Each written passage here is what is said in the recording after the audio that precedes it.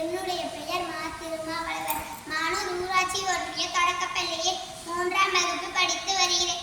வானம் போல் இருக்கும் தலைமை ஆசிரியர் அவர்களுக்கும், நிலா போல் இருக்கும் ஆசிரியர் பெருமக்களுக்கும், நட்சத்திரங்கள் போல் இருக்கும் மாணவ மாணவிகளுக்கும் என் முத்தான முதற்கண் வணக்கத்தை தெரிவித்துக் கொள்கிறேன். இறைவன் அளித்த இந்த அழகான பூமியை அழித்து விட்டு செவ்வாயும் நிலவில் இடம் தேடிய